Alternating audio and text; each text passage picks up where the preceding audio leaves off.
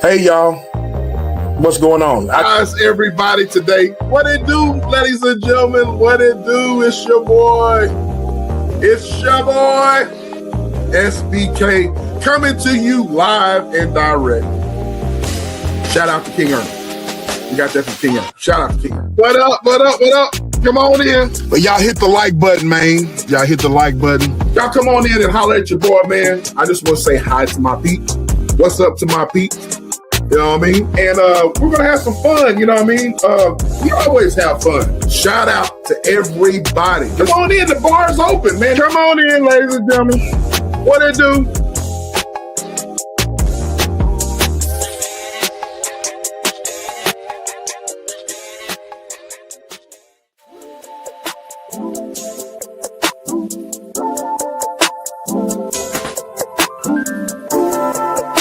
Wow.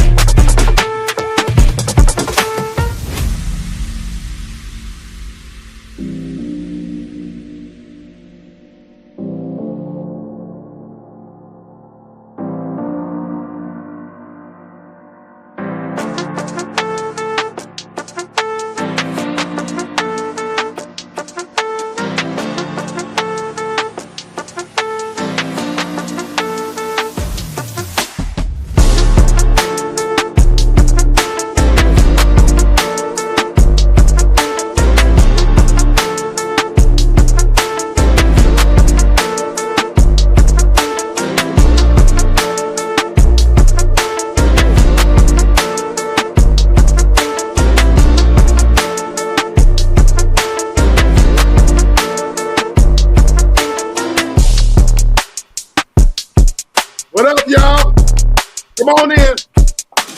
Hit the like button, ladies and gentlemen. Get your SBK merch out there. What it do? It's your boy SBK coming to you live and direct. Shout out to King Earner. You heard the intro. Shout out to King Earner. Shout out to King Earner. Y'all come on in. Come on in. Hit the like button as you come in. Come on in. Come on in. Come on in. What up, what up, what up, what up? Happy Monday. Happy Monday, everyone. Welcome, welcome, welcome, welcome, welcome, welcome in. Welcome, welcome, welcome in. Got an exciting show for you guys today. Come on in. Hit the like button as you come in. It's free of charge. Hit the like button. Hit the like button. Hit the like button. Hit the like button. Subscribe, like, share, and subscribe. Welcome, welcome, welcome. I'm your boy SBK, and we got an exciting show tonight, an informative show. You know what I mean? Let me turn this down just a little bit. I was going to go live Saturday, but we'll explain that. But look at the. I want you guys to look at the beautiful artwork here.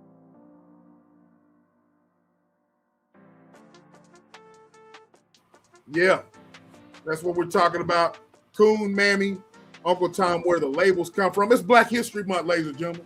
And I want everyone to, this is not meant to be divisive. It's Black History Month. We have mostly, and we'll get into it, but we have mostly Gen Xers. You guys are around my age. It's Black History Month, and I feel like a lot of things that have been done today in today's society to where I know I said what I said. I'm trying to bring a little bit of, sunshine. I said what I said, you something else. So I feel like a lot of things in today's society, this is February and a month of Black History, but I want to say shout out to my team, the SBK Media team. I got some wonderful people around me. Shed some light on some of the things, Black History Month, and I'm going to drop the link whenever I play some things about the subject at hand, but I have some home training. I'm going to go ahead and salute the chat and say hello to everyone because I do have home training. So I'm very curious to know everyone's thoughts on this subject, because the simple fact is,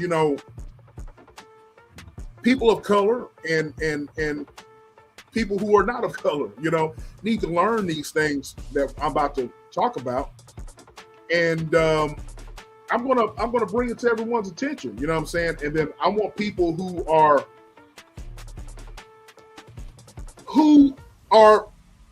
know a little bit of history and know about these things. I want y'all's thoughts on it. You know what I'm saying? There is a poll question in the chat. There's a poll question in the chat, ladies and gentlemen. And I want you guys to answer the poll question. The poll question is, we'll get into it, but the poll question is in the chat, and I want you guys to answer it. All right, I want you guys to answer the poll question. All right, but let me introduce the chat. We got Kevin Corporan. Salute to you, bro. The attorney is in the house. Kevin Corporan is in the house. Salute, salute, salute. The lovely Susanna is in the house. Thank you, love. Thank you, thank you, thank you. I said what I said. The queen is in the house. Salute to the queen. I said what I said. And you heard the lovely Thrive and Glow with Joe. like, share, and subscribe. Do that there. Do that there. Cliff, whatever you're 1260, I guess you're a troll. What labels? We're gonna talk about it. Look at the thumbnail there, sir or ma'am, or whoever you are. The lovely Gisela is in the house. Hey, love. Hey, love. Hey, love. DR, the Bay Area baby is in the house. Shout out to you, DR. And I said what I said. We're going to try to bring some happiness today. We're going to try to bring some happiness. We're going to try to bring some happiness. Now, look here. We're going to get into the subject today. Coon, Mammy, and Uncle Tom, where the labels come from. I was going to, I'm going to turn this music down just a tad here because I feel like it's overshadowing. I was going to do this live Saturday, but we were saying goodbye to an uncle of mine who passed away, and we were paying tribute. If you guys follow me on my page here on YouTube, I posted a picture of me. I had a part in the ceremony. I had to read off all of his siblings' names. That was my mom's brother, and so we laid him to rest Saturday, and we said our goodbyes. And you know me, man. I'm doing this live right now because it's fitting. I believe it's fitting because he went through a lot. He was the youngest in my mom's family. He was the youngest boy, youngest sibling. The youngest girl in the family passed away last year. So he would have been 91 years old, ladies and gentlemen. 91 years of age. And being at that service, ladies and gentlemen, listening to him talk growing up, listening to my mom talk about the days when they grew up, Jim Crow, segregation, it put everything in perspective. And I couldn't do the live because I couldn't do the live Saturday because I had all of those things thinking about him, and it was pretty emotional. You know what I mean? It was pretty emotional, and I want to say shout out to my brother. My brother and my brother-in-law, my first cousin. I want to say shout out to them. They were officiating the service. My brother spoke. He was the keynote speaker. My brother, he was when he was speaking, he gave some very detailed memories of how we used to gather at my grandmother and my grandfather's house every weekend. And I was explaining this to my best friend, Thriving Well with Joe Delaney. I was explaining to her, and they were explaining at the service of how everyone was together. Now you see movies and so forth and so on. How everyone went over to the grandparents' house or grandma's house or whatever. Everyone had Sunday dinner or weekend dinner or whatever. That was the same. That happened in real life. You know what I mean? And so thinking about all that stuff, and I used to listen to my mom tell stories about it was very hard. You know what I mean? My mom said that in order for her to buy her cap and gown, her and my aunt, they used to help my grandmother go work for a white fellow, and they used to put up ceiling tile and put up wallpaper and stuff, like hard work just to pay for their cap and gowns. You know what I'm saying? And there was a lot of separation going on there. You know what I'm saying? So I think we get caught up in today with the politics of today, which is fine. We can all report on politics and so forth and so on. But it's always important to realize where we come from and how we got here as a country, as a people, no matter who you are. You know what I mean? Because the whole statement is true. If you don't understand where you've been in the past, you'll never know where you're headed in the future. That is a true statement. You got to understand where you come from. All right. So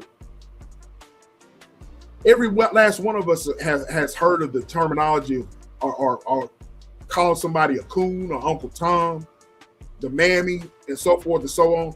I want to play y'all a video, and I want to say, you know, this subject here, a number of people have reached out to me and gave me some talking points, and I want to play this video, and I'm gonna drop the link, you know, in a few minutes. But let me play this video here, and I want you guys to react to it in the chat. But first, there is a poll question, ladies and gentlemen, and I want you guys to answer the poll question.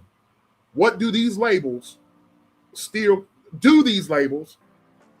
carry the same weight today? The coon. We call us black, black people. If you're black, you're gonna call, people that look like us coons. Why do we do that? The Mammy, the Uncle Tom. Let's get into it. All right. Is Candy Cane Lane in there? For some reason, I don't see you. Candy Cane Lane, shout out to you. If you're in here, shout out to you. If I missed you, shout out to you. I appreciate you, Kevin. I appreciate you with the condolences.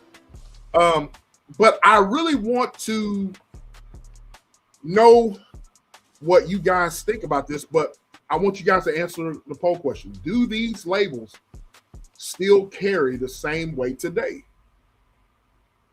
When you think of a coon, when you think of the true meaning of an Uncle Tom, the word, the definition of Mammy, you know what I'm saying? Let's look into it. All right.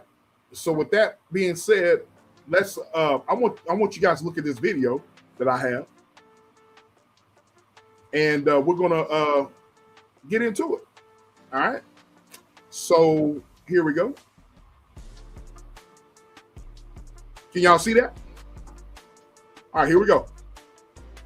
This whole meritorious manumission policy is in effect, moving along at the same time, this control system. About 1852, a lady named Harriet Beach Stover wanted to write about it. So she then wrote about the whole thing. She interviewed a guy whose name was Henderson, which you all know as Uncle Tom. He then told about the story. She wrote a book called Uncle Tom's Cabin. But in that book, contrary to what most people think, Uncle Tom was not the bad guy. The bad guy was Sambo. And so I'm asking you all as my brothers and sisters, please in the future, don't call a black guy who you know is worthless and trifling. Don't call him an Uncle Tom, that's complimenting him. Call him his real name, what he's entitled to, and that's a Sambo. Okay, did you just hear that? Did you just hear that? So there's a difference between a Sambo and an Uncle Tom. So when you call someone an Uncle Tom, we'll get into it. Let's continue to play the video, all right? Any black person sells his own people out and will do them in, he is a Sambo. Now, what is a Sambo again? Going back to meritorious manumission in 1710, the whole conditioning process, the whole brainwashing system, the whole social engineering system says that you must teach black people to see the world through the eyes of whites. You must see everything through their eyes. You must accept their values, their superiority, whatever they think and feel, and that way we got you contained. And that's why when you see somebody like Colin Powell, somebody running for office, they say, well, you can run for office if you see the things the way we want to see them. If you want to be conservative, you can run for office. If you want to place a lot of importance on abortion, you can run for office. If you want to talk about being anti-taxes, you can run for office, which means if you see things the way we see them as a black person, you're safe. You're acceptable. And if you don't want to do that way, then become an athlete or an entertainer. So therefore, you identify the rest of those blacks in the country. You stay away from them. They're bad. And you start going out and you try to go get a penny out of an athlete and entertainer, do something for the black community. They're gonna do it. Their advisors won't let them do it. The agents won't do it. The promotion people won't let them do it. They're gonna identify with your community because again, they have now already died and gone to heaven.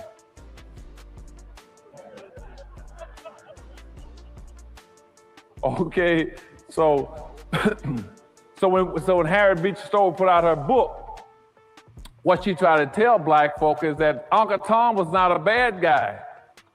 See, Uncle Tom, if you read that book, and most blacks, 90% of blacks never read it. They always call another black, he's an Uncle Tom, he's an Uncle Tom. He's not an Uncle Tom. If you read the book Uncle Tom was a guy who would not beat black women. Uncle Tom, that book, was a guy who would not beat other blacks to make them pick more cotton. Uncle Tom was the guy who would come in at night and take cotton out of his own bag and put it in other black folks' bags so they wouldn't get whippings at night. Uncle Tom was a guy who would not tell where black folk were hiding when they went across the river and they broke free as slaves. But Simon Legree, the white slave master, had a black that followed him around named Sambo, who always says, you show me, give me the right, I'll show you how to trees the coons. I'll show you where they hides. And see, that's the guy. See, his role responsibility was going back to meritorious manumission. I told you about where you got to protect white folks' property and protect their wealth. He says, I will protect it and find it for you. Are y'all listening to this? Are y'all listening to this? So all through the years, we got it all wrong. The Uncle Tom, in which I'm going to show you the real story of Miss Stowe, who wrote the book of Uncle Tom's Cabin, that was based on a true story, but Uncle Tom's name was changed. And I'm going to give you the real Uncle Tom, but listen to this brother speak, all right? So it's Sambo that was the Coon, the one that was selling out his people, right? So my question, I want you guys, I'm going to drop the link in a little bit, but can we relate to some of these people today? We can call names, you know what I'm saying? But you see it on television. You see it in real life. How people who look like me or people of color who do anything and everything to try to put down their people. Hold your own down. Am I right about it, huh? So let's proceed. Let's proceed. And that's why you read in those end of the movies and books that came out after Uncle Tom, you always had a black guy, a black slave, was running down the road saying, Master, master, here comes the army. Let's hide our silver and gold. And you all say, our? How did it get to be our? You know, he always want to say something that doesn't even belong to him. And that showed up all through history. And today you got the same kind of personality doing it. And now he's not saying let's hide our silver and gold. He's called himself a conservative. I'm also against affirmative action for black folk. Uh-oh. I'm against quotas. I'm against preferential treatment. Even had one running around talking about he want to pass a law to stop black folk from discriminating against whites. You still got that kind of personality that always wants to protect something, protect the strong. You always got that kind of Sambo personality. And nowadays, the best way to get rich is to say, I'm gonna practice that master's gold and silver, and I'm gonna be against them black folk. I guarantee I can get you a radio talk show. I can get you a television show. Does that sound familiar today, ladies and gentlemen? the shuck and jive. Does that sound familiar? You know what I'm saying? I want to sell my own people out for the almighty dollar. Am I right about it? Huh? That's read. I can even get you an appointment to the Supreme Court. Okay? You tell me how many black folk you want to sell out, I guarantee I'll show you how to make money. Because you see, every ethnic group. Whoa. That was a very powerful statement. Did y'all catch that? That was a very, very powerful statement. Let's rewind that right back. Because you see, every ethnic group, every religious group, every racial group, every political group has always made money off of black folk. Okay? Court. Okay? Be against them black folk. I guarantee I can get you a radio talk show. I can get you a television show. I can even get you an appointment to the Supreme Court. Okay? You tell me how many black folk you want to sell out, I guarantee I'll show you how to make money. You see that? Almighty dollar, ladies and gentlemen. Because you see, every ethnic group, every religious group, every racial group, every political group has always made money off of black folk. Okay. Am I right about it, huh? Chip, what's going on, bro? Salute to you, salute to you, salute to you. Steve Tanner, how are you? Salute to you, salute. There's the homie, Riders for Life. How are you, love? Thank you for coming through. Thank you. Did I miss anybody? Shanice, hey fam, how you doing, love? Thank you for coming through. Thank you. Now I'm going to show y'all the real Uncle Tom. I'm going to show you the real Uncle Tom. Now, like the brother said, the real Uncle Tom, he was the one that was trying to uplift his people.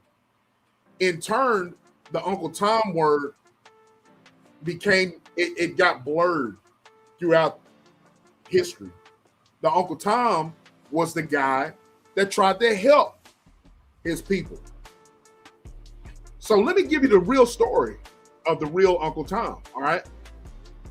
Give you his real name and the whole 9 yards. All right, I'm about to share the screen and let me get it here. And I'm going to give you guys the real story of the Uncle Tom. Let's see here.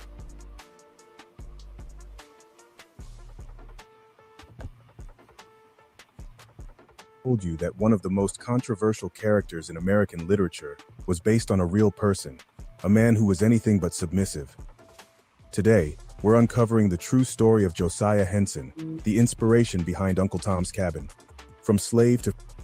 Josiah Henson, ladies and gentlemen. Josiah Henson. There he is. He is the reason why the book Uncle Tom's Cabin was written. Josiah Henson. Y'all hit the like button, man. Your boy's cooking here. All right. And I want full participation. There is a poll in the chat, a poll question. Do these labels still carry the same weight today? Do these labels still carry the same weight today, ladies and gentlemen? All right, let's proceed. Let's proceed on the video. Y'all listen up. To freedom fighter, preacher to community leader, Henson's life was one of courage, resilience, and relentless pursuit of justice. This is the tale of the real Uncle Tom. Welcome back to Aggressive Intelligence, where we dive deep into the untold stories that shaped our world.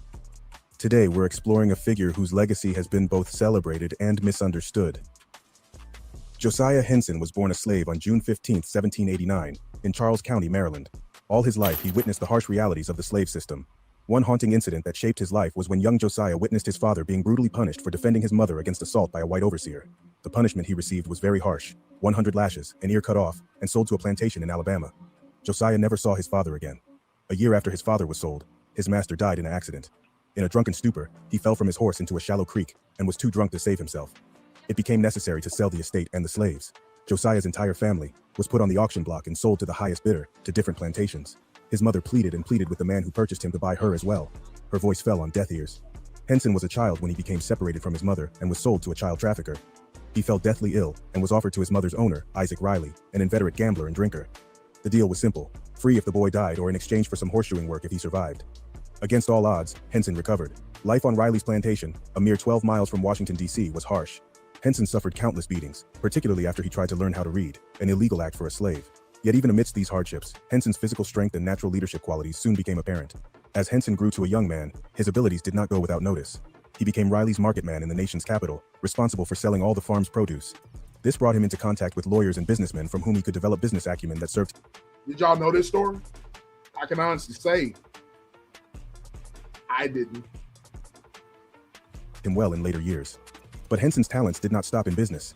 He became a talented preacher, even though he could not read. His natural eloquence and sense of humor helped to win the hearts of the parishioners, and he would memorize verses to make powerful sermons. At the tender age of 18, Henson began overseeing the field hands, which meant he replaced a white overseer. On his leadership, the slaves worked even harder with greater and more abundant crops than any time in history. This role, giving him power over others, did put him in a difficult position of presiding over fellow slaves. Josiah's master used to go out and drink and gamble a lot. He used to take Josiah with him, just to make sure that he made it back correctly. On one particular day, there was a big commotion, and Josiah heard a lot of noise going on. So he broke his way through the crowd to find out what was happening. Well, he saw his master in a brawl and tried to help him out. He hit a white overseer who became very upset. The overseer saw Josiah several days later and had some slaves with him, and made the slaves hold Josiah down. The white overseer beat Josiah with a rail of a fence, and beat him to the point where he broke both of his shoulders. Josiah never healed from that because he was not allowed to go to the doctor or to receive medicine, so for the rest of his life he was not able to lift his arms over his head. When Josiah's master found out what happened, he was very upset that his property had been damaged, so he took the white overseer to court. Well, back in those days, slaves were not allowed to speak in court. They were not allowed to give a testimony, so the white overseer basically went free. The year 1825. Josiah's master was ordered by the court to sell all his property at auction to satisfy his debts. The master's property included Josiah, Charlotte, and their 4 sons and all the other slaves. The master concocted a plan to hide the slaves from his creditors by having Josiah take them to his brother's plantation in Kentucky. Josiah took the charge of supervising this journey. While on his route to Kentucky, he passes through Cincinnati. Ohio was... I'm gonna skip a little bit here. Launched Henson into the public eye. He would now be referred to as the real Uncle Tom, a description he initially embraced. Henson saw the novel as a valuable weapon in the fight against slavery and said, "If my humble words in any way inspired that gifted lady to write, I have not lived in vain." But the legacy of Uncle Tom would become complicated. Though Stowe's novel was meant to be a severe critique against slavery, the character of Uncle Tom would often be distorted. Tom's shows frequently portrayed him as overly obsequious and fawning to his white masters, a far cry from both Stowe's original character and Henson himself. So the thing about it is that this brother here, he was a hero. He went to Canada, came back, was a part of the Underground Railroad to free slaves, lead them into Canada. He gave them jobs. To make a long story short, he gave them jobs. He built a school. He did the whole 9 yards. He helped his people. He was a hero. He wasn't somebody that laid it down.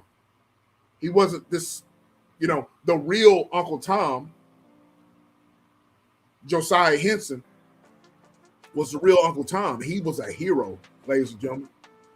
So we shouldn't label people Uncle Toms who are traitors and who are, coons, really, or Sambos. You know what I'm saying? Am I right about it, huh? So y'all hit the like button. You know what I'm saying? I got another video to play. There is a poll question. Hit that poll question. And do these labels still carry weight today? Yes, no, or you're not sure? Can y'all think of a hero, of a real Uncle Tom? We have a lot of Sambos, right? We sick, boss. We all sick. Can you think of them today? Can you think of one? Can you think of some Sambos? You know what I'm saying? I'm gonna play another video, and then we're going to I'm gonna drop the link, and I want some questions from you guys. I want you guys to chime in. How is all of this? You know what I'm saying? How is all this helping? How does this relate today? You know what I'm saying? Check this out.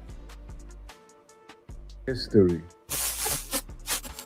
The word coon began in the late 1700s, early 1800s, and it had no racial connotations originally. It was used amongst hunter types. For instance, they would say, let's go coon hunting. They were referring to raccoons, or he has a coon hat on.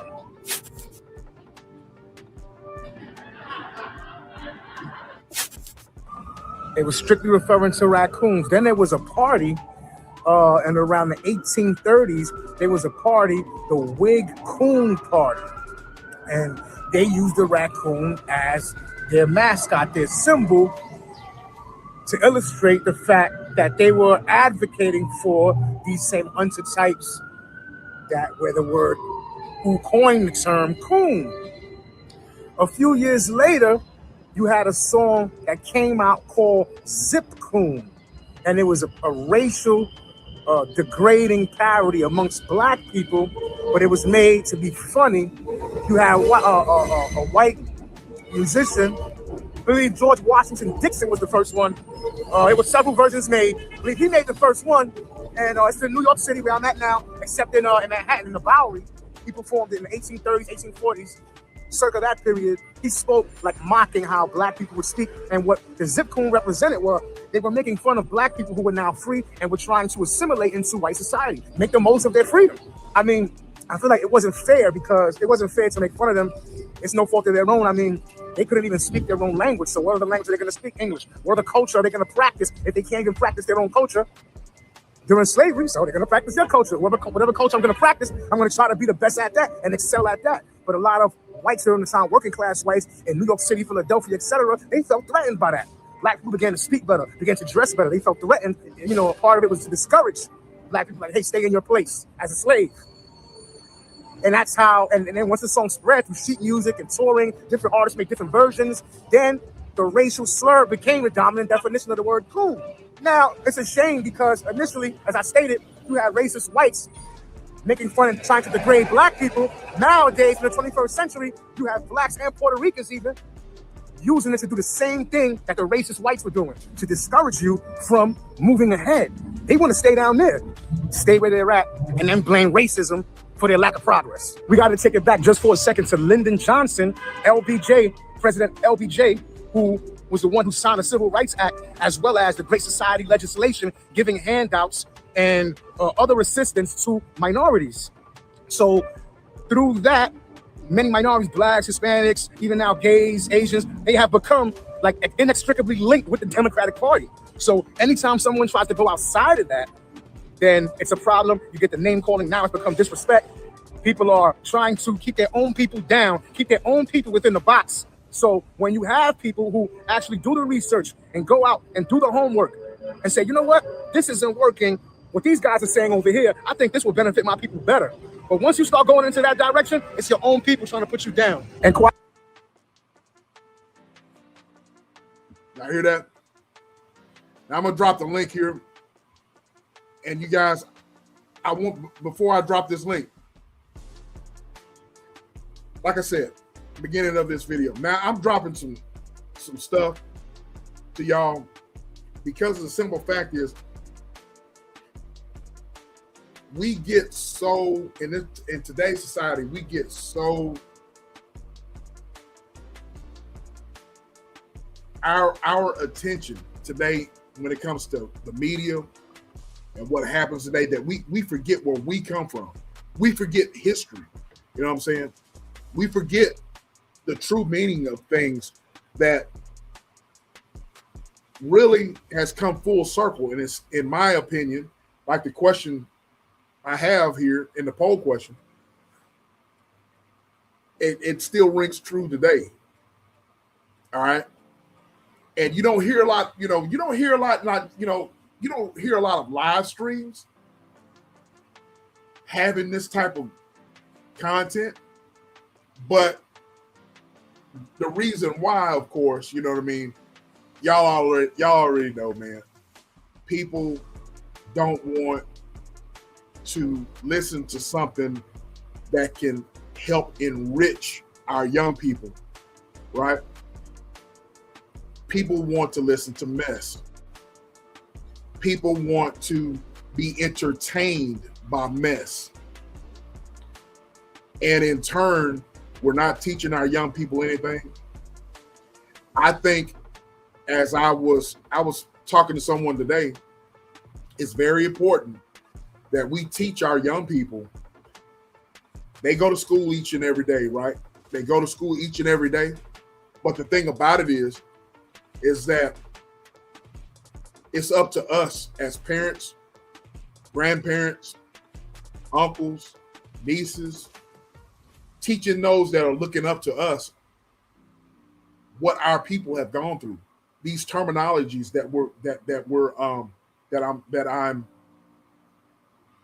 I'm discussing today. I'm gonna drop the link, but while I'm dropping the link, those of you that are coming up, I want you guys to, whoever's coming up or whatnot, of course I have questions or whatnot. I want to know what all of this means to you guys. And coming back full circle today, how is these terminologies affecting our culture today? Okay, I want you guys' thoughts. I'm dropping the link, but while I'm dropping the link, I'm going to play another video. All right, so I'm going to share the screen, and we're going to talk about where we at. This one right here. Where did the term Mammy come from, and why is it always associated with Black women? The truth is, a true Mammy isn't what most think it is. Most people think a Mammy is an obese, middle-aged, enslaved Black woman who happily spends her time fussing over white people and their children. She neglects her family's needs and her own to endear herself to the white people she works for. But that's not who Mammy was originally. Historians suggest such a woman didn't even exist.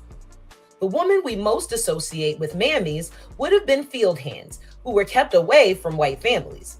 However, there were enslaved women who were forced to serve white families and care for white children. The real Mammy was likely biracial and thin with soft textured hair. Harriet Beecher Stowe, a liberal white abolitionist and author of Uncle Tom's Cabin, is responsible for creating the image of Mammy in Gone with the Wind. There you have it. Now, I remember I was telling someone about my mom. My mom had my brother and I think my brother's listening in the background. A lot of y'all's comments I'm going to go back and read, okay? I got y'all started. I'm going to go back and read. But the link is pinned. You guys can come on up. But my mom had my brother and I at a real late age, all right?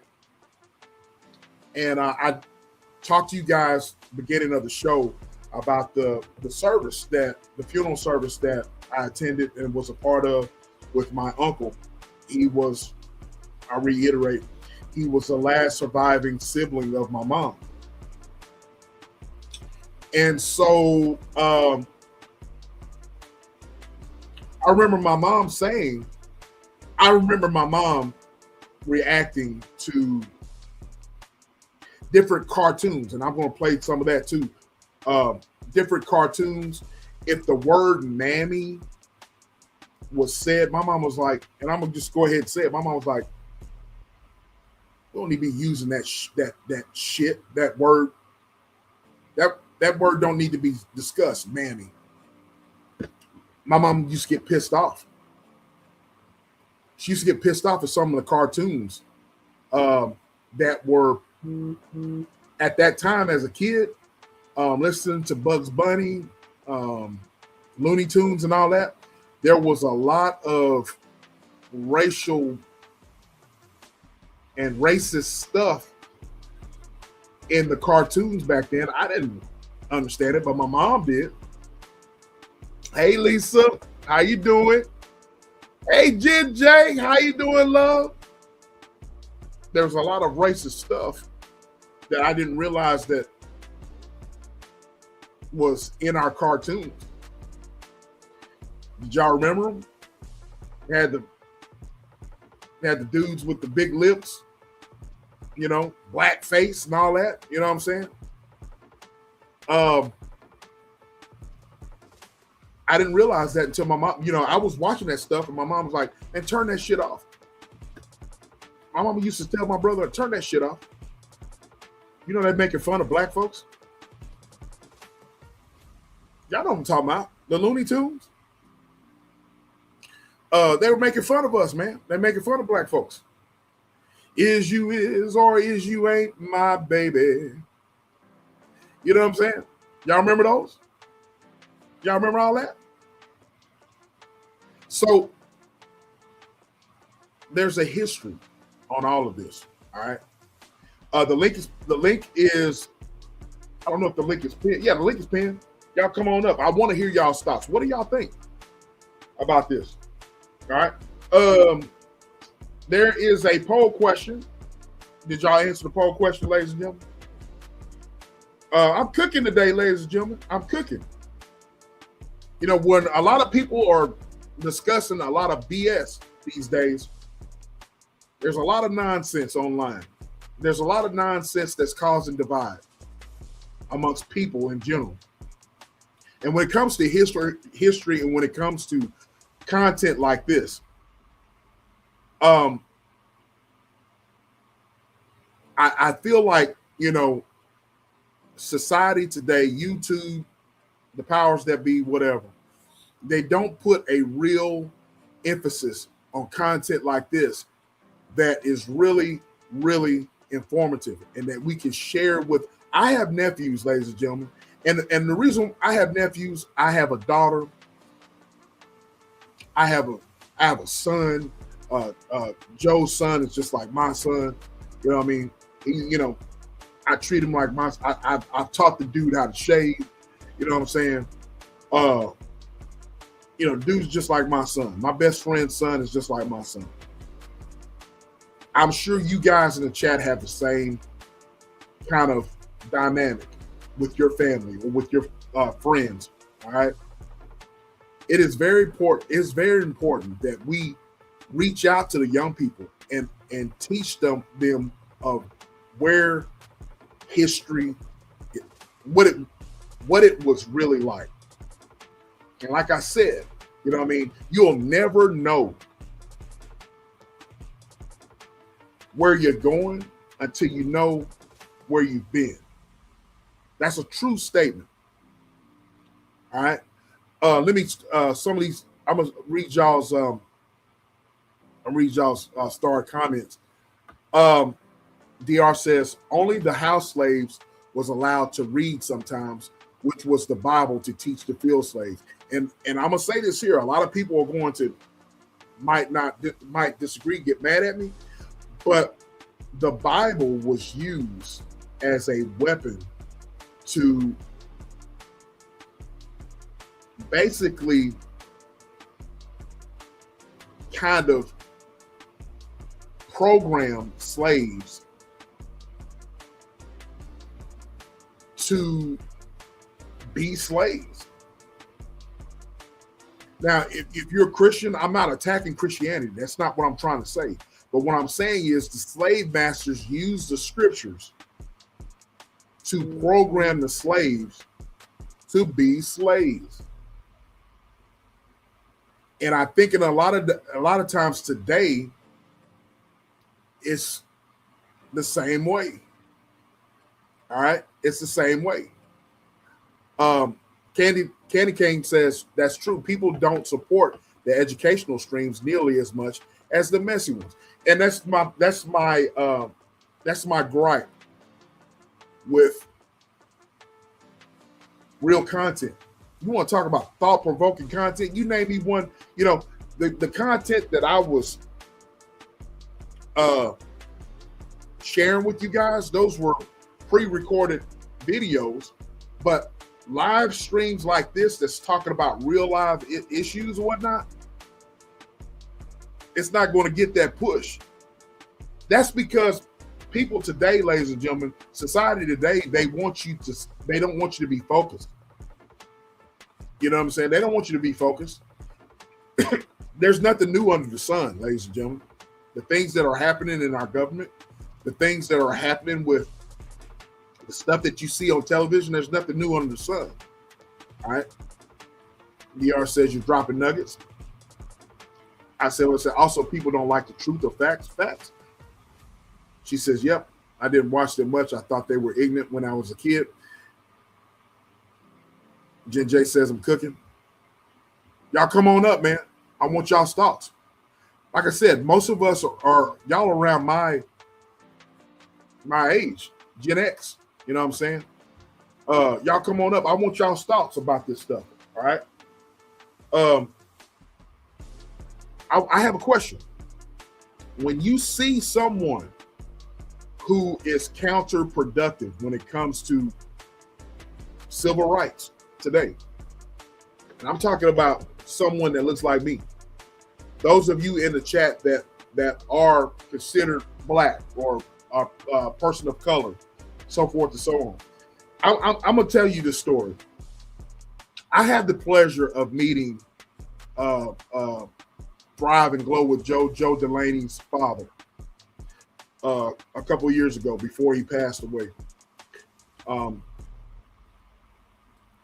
Joe and her family are from way down south Texas here. I'm in East Texas, all right? They're from down south, you know what I'm saying? So I got the pleasure of talking to him, and he grew up in the Jim Crow era. He grew up in the civil rights era. Talking to him, I had breakfast with him, and I remember it was one Saturday morning, I'll never forget. I was talking to him, and I was hanging to every word that he was saying. He was on the football team. He had some best friends that were on the football team with him. They were black fellas. They were black guys. You know what I'm saying? And he was telling me how segregation back then. He was, and of course, Joe's dad was a politician. You know what I mean? He was a politician in their city of Robstown. And I was listening to him and listening to segregation stories from him, being a Hispanic man, and him and his black friends were living through that era of civil rights. And he was saying how, he was, he had to fight along with his black brethren. You know what I mean? It wasn't popular, but he stood on principle. You know what I'm saying? He would hear, them being called names and stuff, and he would be right in the mix, fighting and just standing up for them. You know what I mean? And I was listening to him talk about those stories. I would listen to my sister. My sister's in her 60s, my older sister in her 60s. Talk about when the movie Roots came out and how a lot of folks were just taking the advantage of that movie being out and calling back black folks names and so forth and so on. All right. So I am fortunate enough to listen to these stories, and it motivates me as a father, as an uncle, to teach my children and those who are underneath me the importance of knowing where you come from. All right. Because it takes us. I want to say shout out to DR sending me when she knew that I was coming up with this subject right here. DM me with articles and the stuff that I'm playing right now. Educating me. I was coming up with this story and educate me on stuff. It's our job, ladies and gentlemen, to educate each other. You know what I mean? There's stuff I still don't know about our people because it's been suppressed. It's been suppressed for a reason. There's a reason why our history, that they want to suppress our history. There's a reason why our women need to be protected, need to be respected. All right. And that's, you know, I'm very fortunate enough. I'm glad I didn't have, what's going on, bro, little bro? Shout out to you. I'm very glad I didn't have the live that we're talking about Saturday because of the simple fact that I had time to reflect on my family and what my family went through, and knowing that, you know, hey sis, what's going on? And sis is in the house. What my family went through. Let me give you a brief history of my family. My grandfather was dark like my phone here. He was dark like my phone here. He wore overalls and a cowboy hat on. My brother spoke of him at the funeral service of my uncle. He wore overalls, wore a cowboy hat, always had a pipe. I think he smoked Prince Albert. All right. He always taught us, he's like, look, you're Geechee. You're Geechee. So my sister had a genealogy, chronological history of our family. Our family came from the Geechee tribe, migrated as slaves to this country, to the North Carolina area, the Carolinas, migrated to Louisiana, to East Texas, where we are now. All right. And if you look at my grandfather, he is, like I said, he is, I wish I would have brought some pictures here. He is as dark as his phone right here. All right. But he always taught his children and his grandchildren, we are Geechee. Remember where you come from. And so I am very grateful that my grandfather instilled in us where we came from. We are to this day a close-knit family, and we know who we are. Personally, I know where I'm from. I'm grateful for that. I'm very grateful for that. And so, as I spoke to you guys beginning of the show about being at my uncle's service, you know, I'm one that's, I don't get emotional. I don't cry. I don't boo-hoo. I'm not for that type of stuff. You know what I'm saying? I don't, you know, I'm not the emotional type guy. I'm not the one that's going to cry. You know, I'm just like a hard-nosed, roughneck type guy. It is what it is. I was asked to speak at my uncle's funeral, at his celebration of life, and I immediately got emotional because my whole family, my family was there as one. We had stories to tell.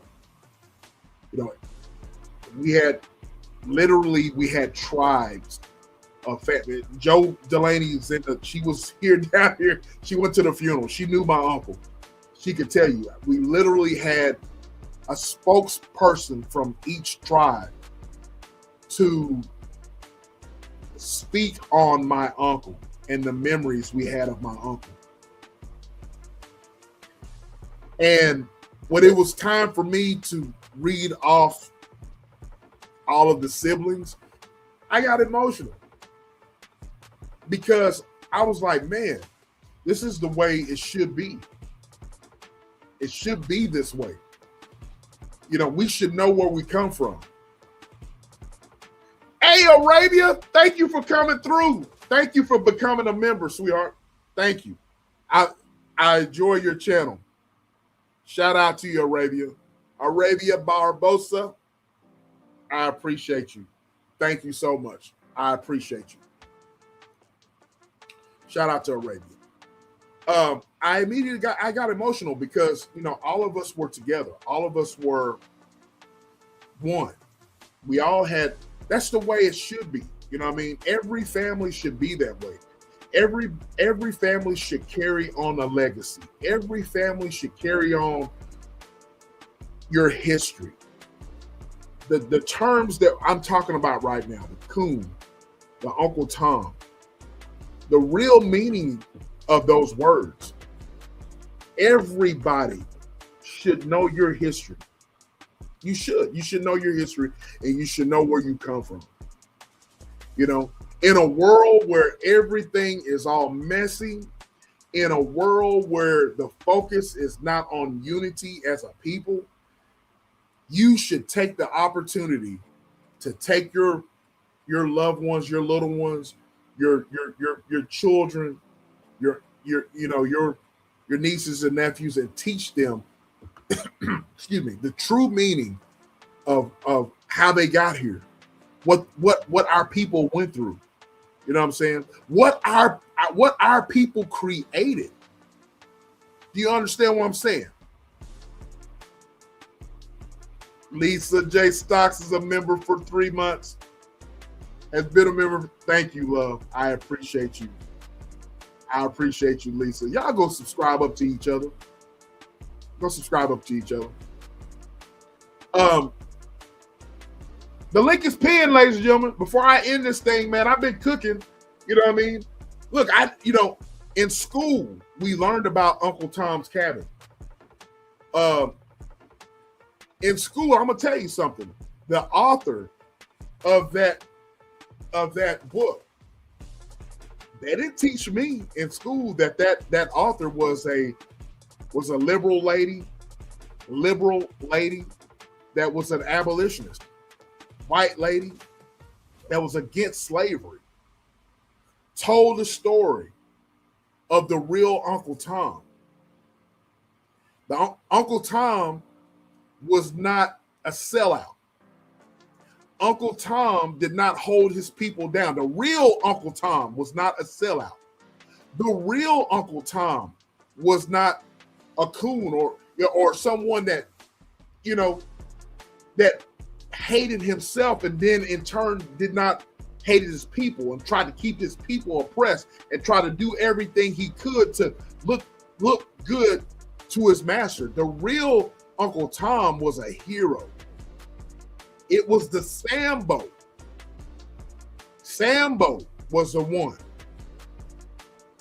that tried to hold his people down, that held his people down, that snitched on his people, that did everything he could to appease his master. Do you see them today, ladies and gentlemen? Do we see them today? You know what I mean? You know, I'm not a Democrat or a Republican. I'm not one to hey, Foxy, you in here?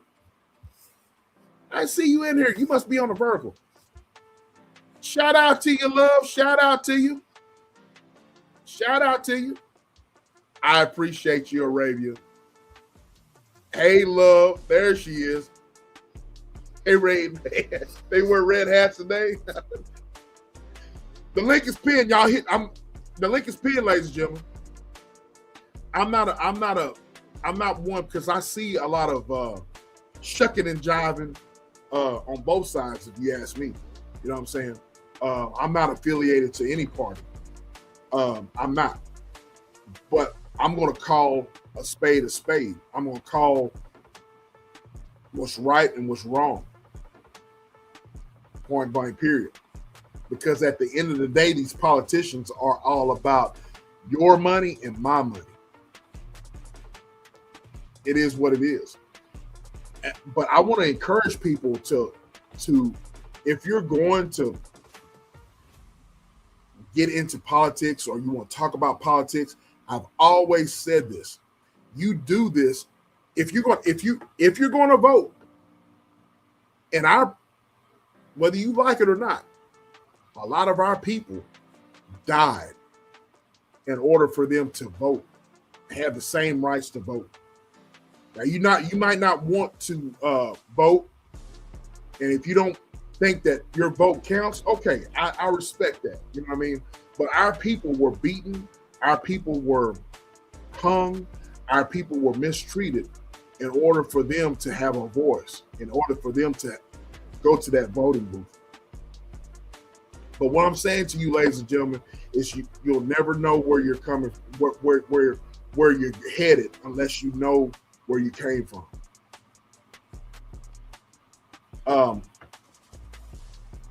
Just like today, what's up is down and what's down is up these days. Correct. That's that part. Y'all hit the like button as you come in. Share the live. Come on through. Who wants to come up? The link is pinned. The link is pinned, ladies and gentlemen. You know, I'm doing this live, and I'm glad I'm doing this live right now, because the simple fact is, you know, I always have a chip on my shoulder. You know what I'm saying? I will explain after this sip. Y'all go get your SBK merch. You know what I mean? I heard a hater say one time, oh, he has to have a lot of people on his platform, and and so forth and so on. Well, haters, I've been going for an hour and 8 minutes and 54 seconds, and I've been holding my own for that long. And so it is what it is. But don't hate because people like to hit the platform. You know what I'm saying? You know what I mean? Yes, I said what I said. I could be a toxic, you know what. It's not toxic. I said what I said. I'm just petty like that. Are you with me? Are you with me? Y'all hit the like button, man. Hit the like button. Come on up before I end this thing, man. If y'all come on up. What do y'all think about what I've been talking about? What do y'all think? I want to ask you this question. What do y'all think about what do y'all think about real? Yep, that's me. Thank you, love. I appreciate it. What do y'all think about? Let's bring it back today. All right. Let's bring it back 2026. All right. When you talk about coons, when you talk about Sambos and stuff like that, really Sambos. All right. What do y'all? Who do y'all? I know you have people in mind, but how do y'all feel about real live 2026 Sambos? All right. Yeah, so the main thing, teach our babies the real history, raw and uncut. I totally agree with that. What's going on, Queen? I'm up here. I'm up here cooking, Queen. Yeah, but dog, you cooking, I'm up here cooking, Queen. Yeah, I was learning. That's why I was just in the chat. I'm enjoying the content. Well, I said, Queen, I wanted people to see a different side of SBK. I talk about love and relationships. I talk about I talk about politics every now and then, you know what I mean? But I wanted people to see a different side of SBK when it comes to history and showing people where we've came from. You know, Mr. Henson is a part of our culture. Mister Henson was a true hero. Him and guys like Nat Turner, you know, whenever I was in school, there was just a small portion of Nat Turner. And I'm not talking about that movie, even though I looked at that movie about Nat Turner, but Nat Turner was about it. You know what I mean? He was a no nonsense type guy.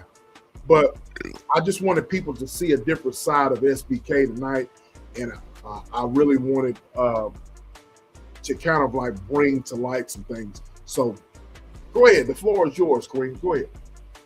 Yeah, I like this live. I'm really enjoying it, and it is good to see another side of you. You know, besides the other side, that toxic side you have, that you be playing with. So I love to see the history side of you. And I'm just kidding. SBK is not toxic, but he do be getting into a lot of stuff though. I'm just gonna say that and leave that alone. However, you guys are teaching me something, because I have used the term Uncle Tom and Sambo, Black Sambo, before, and to me it really wasn't any difference. So by you letting us know this, I'm learning myself.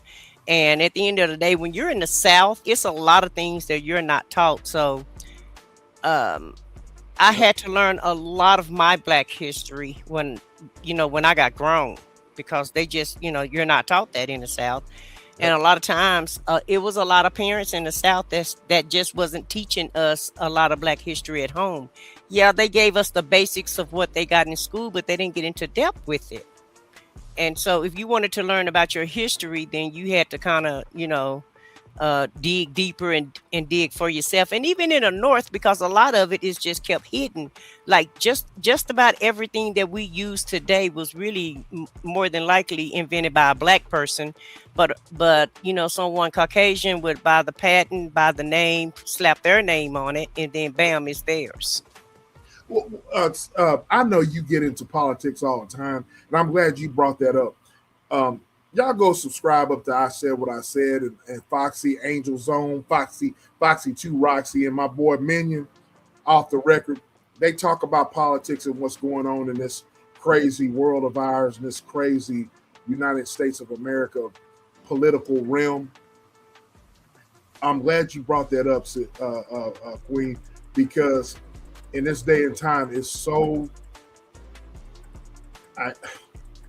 they just want to keep history, a certain part of history, hidden. And I, and for the life of me, I don't understand. You know what I mean? And so I'm glad that you came up. I'm very glad that you came up, because like I said, whenever I went to my uncle's funeral procession Saturday, there was a lot of history that was brought up in that service.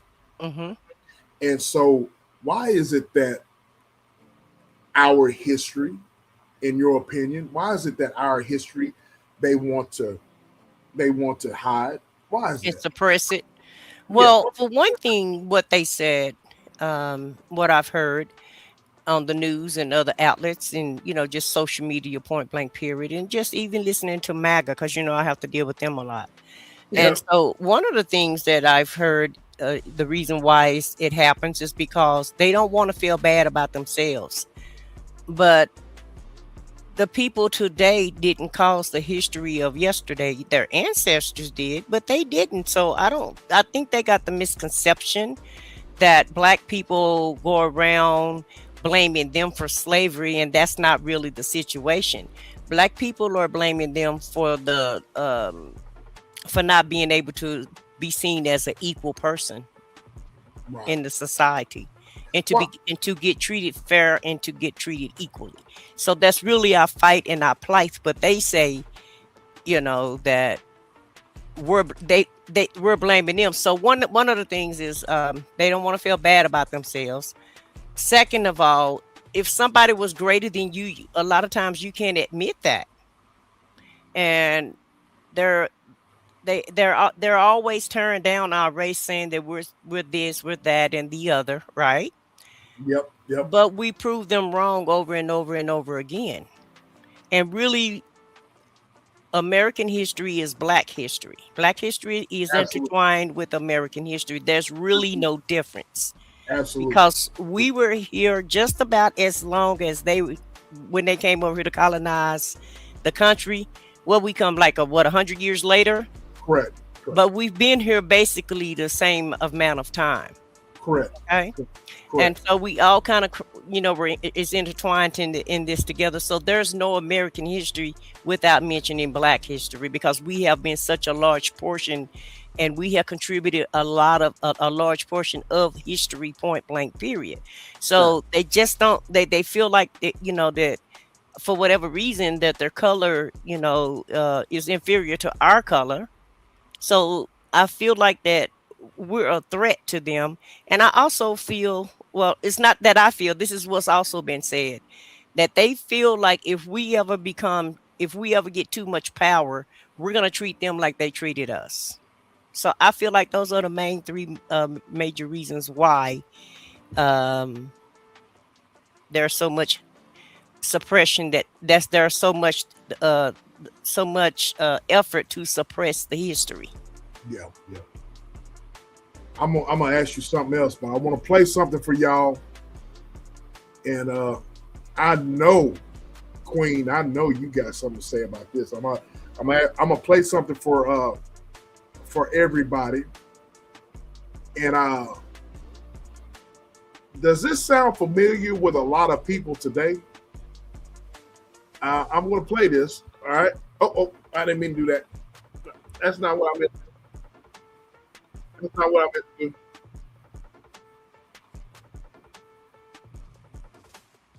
That's not what I meant to do, ladies and gentlemen. Hold on. That's the wrong thing. That's the wrong thing.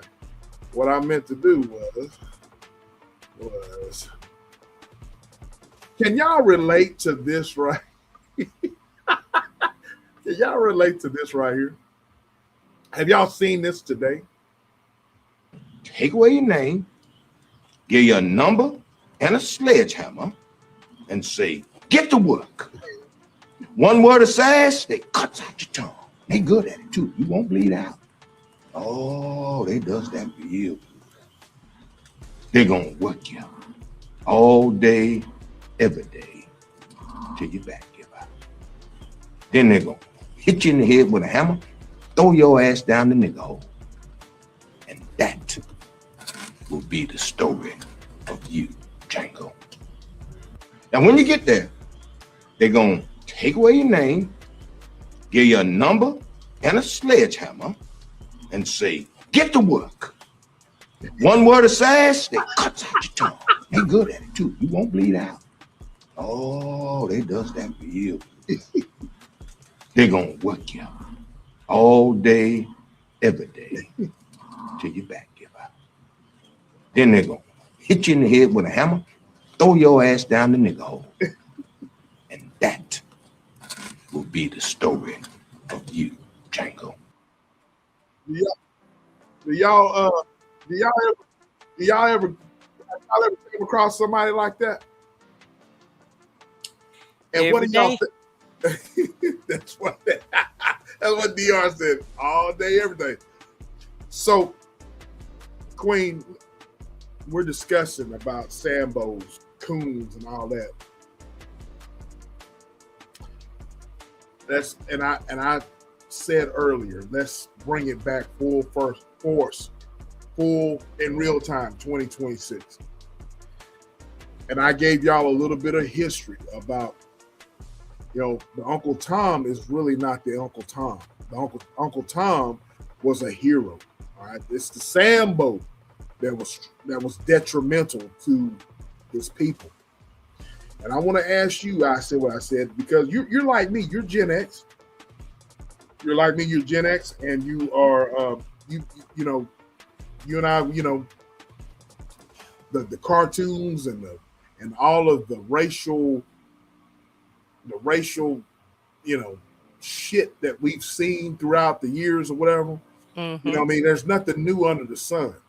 So Right. whenever you see, some Samuel L's, some Sambos in real time or whatever, how does that make you feel?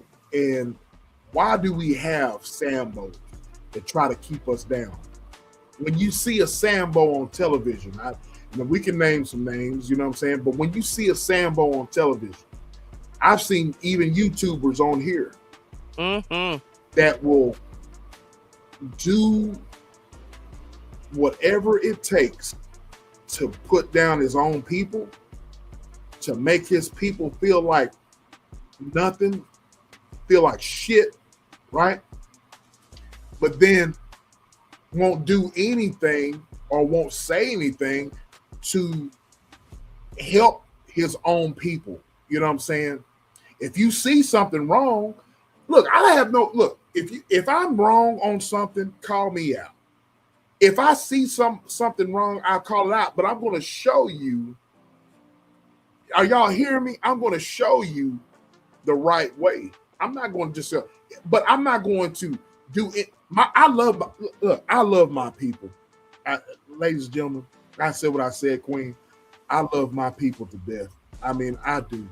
I mean, I was Queen. I was at my uncle's funeral, and I told my family, I said, I love y'all.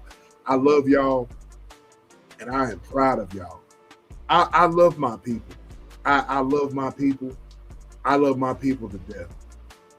But I do not understand for the life of me why somebody who looks like me will do their best to try to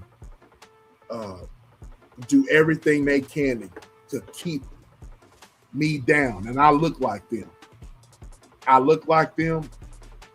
And most of these Sambos have came from the struggle like me and have forgotten where they've come from.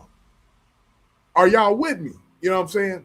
So what I'm asking you, Queen, is what are your thoughts of these modern day Sambos?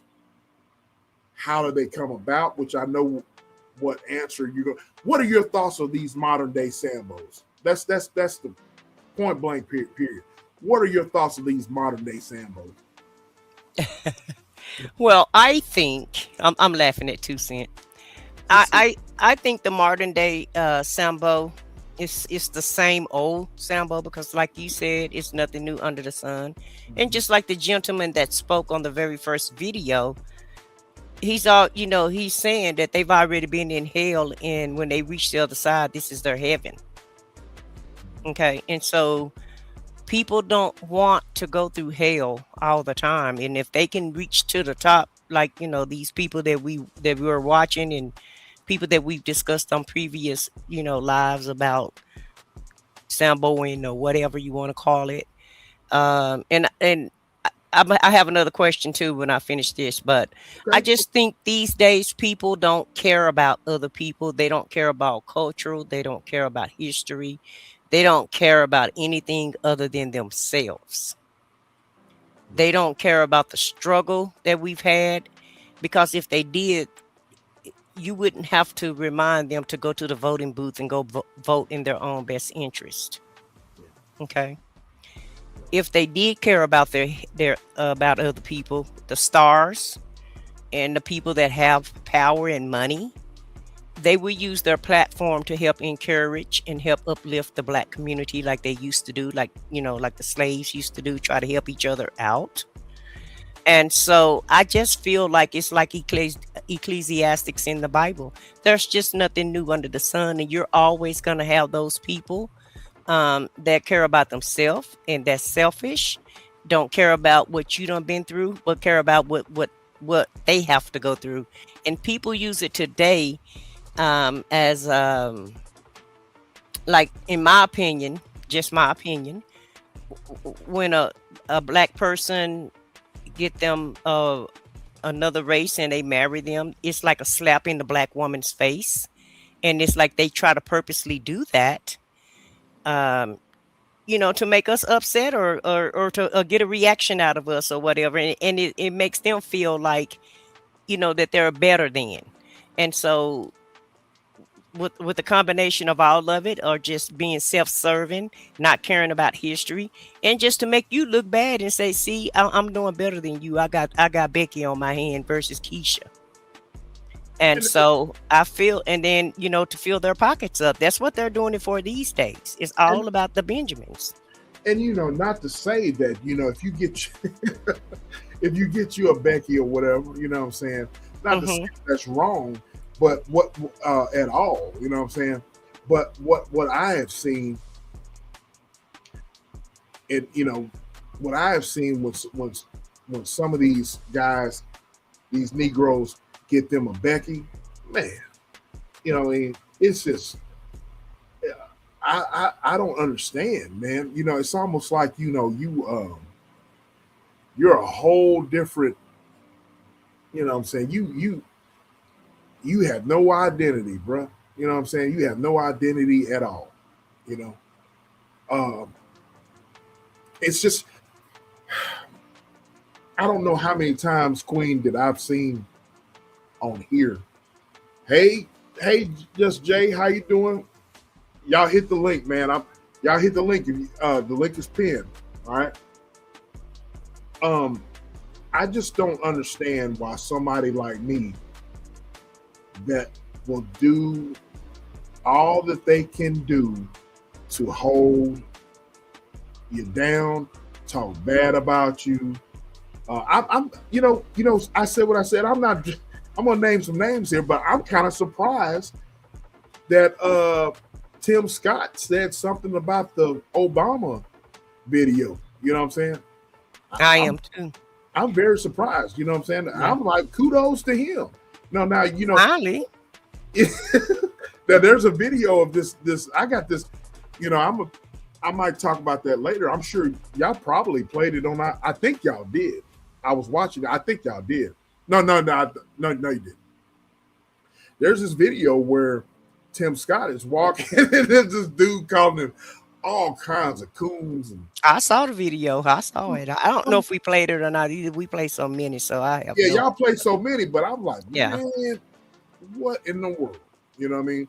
2 Cent, come on up here, bro. Come on up here. Quit typing in the chat. Get your ass on up here, little bro. Get your ass on up here. Before I end this thing. But I'm glad you came up here, Queen, because real life topics like this is, I don't care if you have work. Come on up here.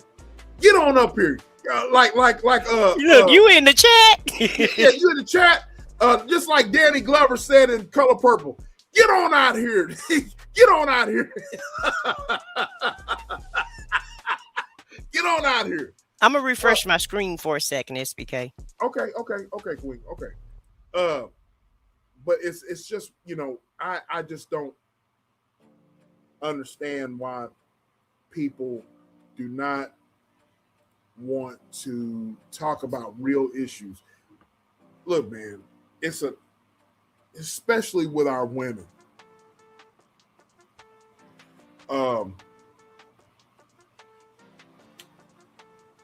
As a black woman, I know for CKJ in the house, shout out to you, bro. What's going on with you? Black women,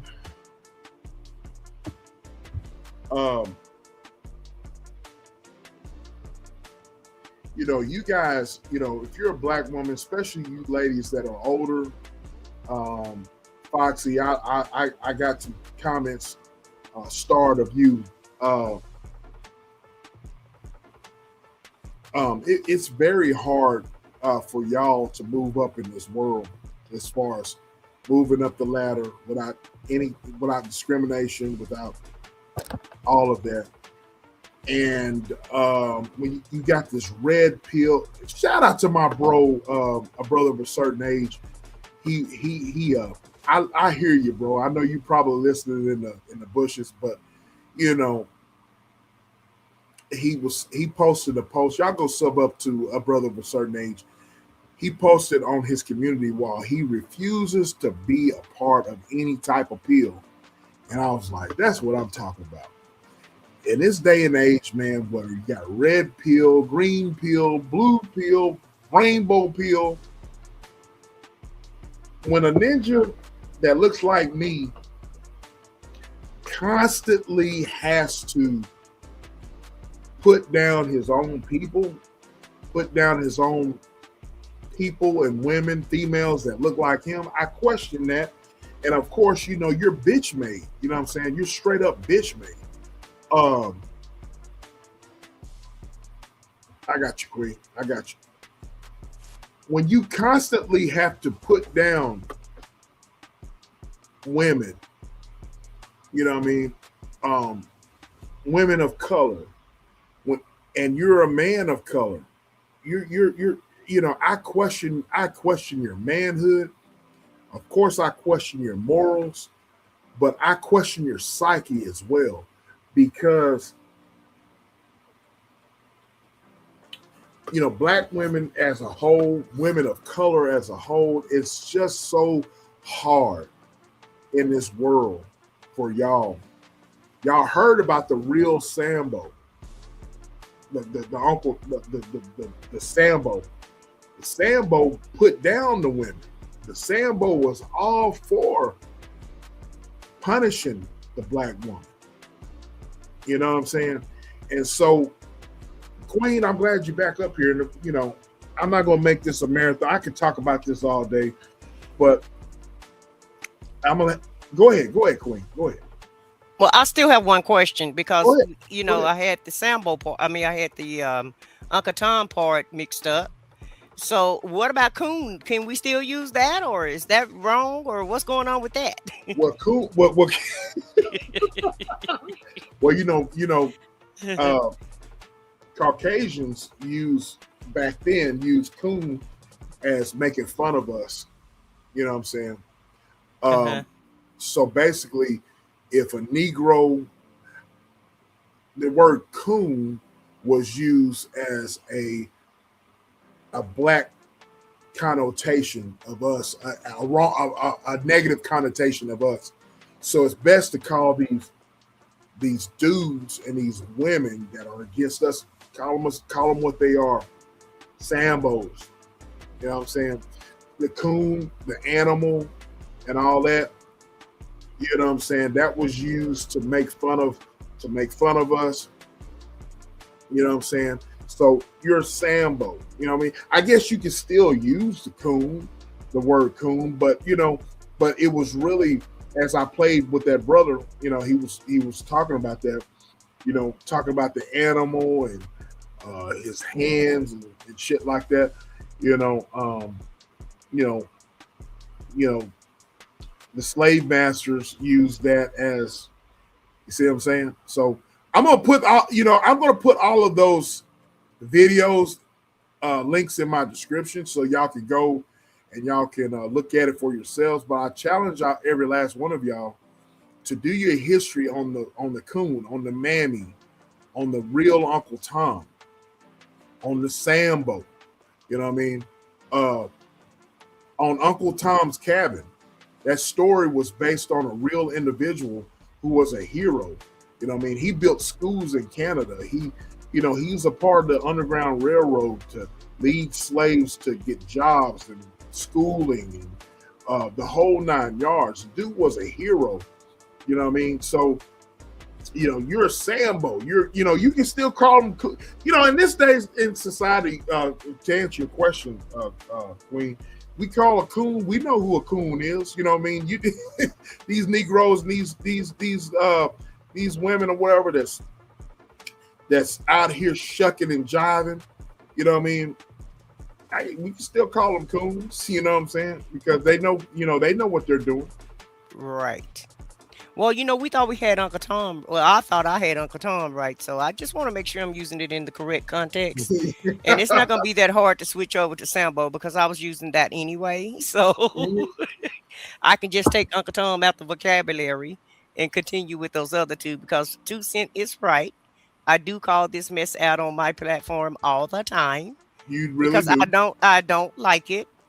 I I don't and it's not that I don't like other races, don't get me wrong. But and it's okay to if you respect me, I'm gonna respect you no matter who you are and where you come from. But what I don't like and don't agree with is someone like you said, not knowing and I don't know if these people know the history or not. I don't know how you can't know the history because of Black History Month and we had a Black History Week for the older people. Then it turned into Black History Month, so it's everywhere. So there is even a holiday now. So if you didn't know, you definitely can find out.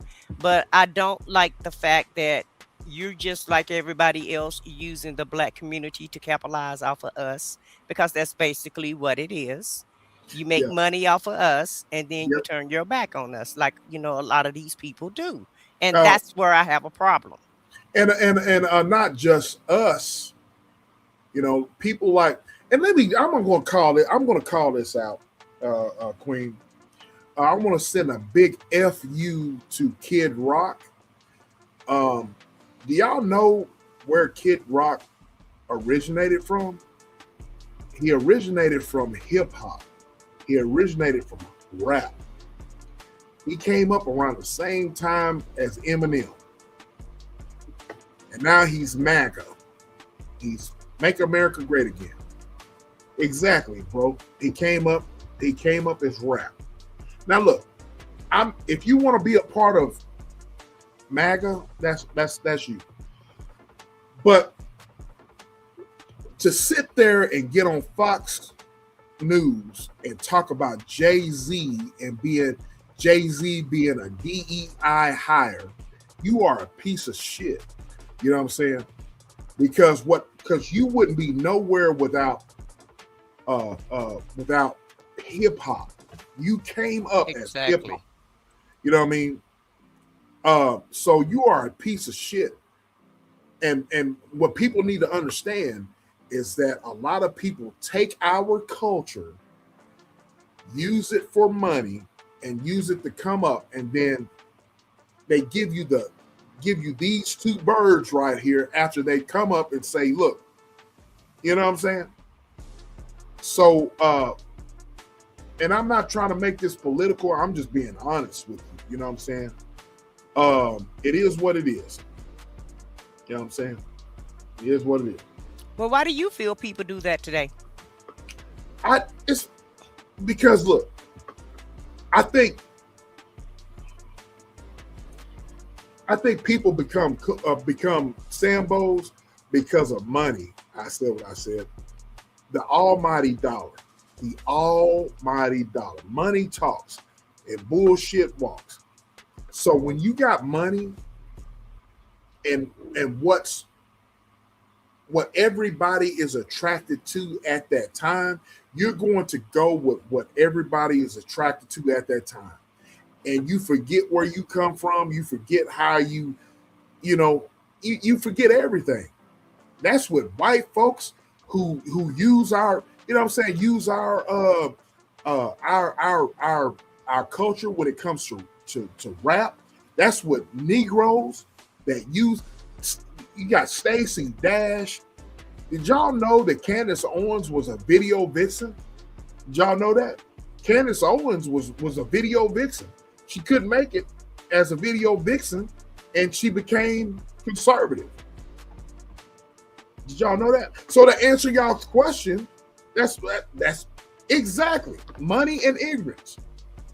You know what I'm saying? Look, I have a problem. Look, Candace Owens is trying to switch over now. But look, I don't have a problem if you are conservative and you want to call out stuff that your own is doing, right? But I want you to don't be biased. Call out both sides, bro.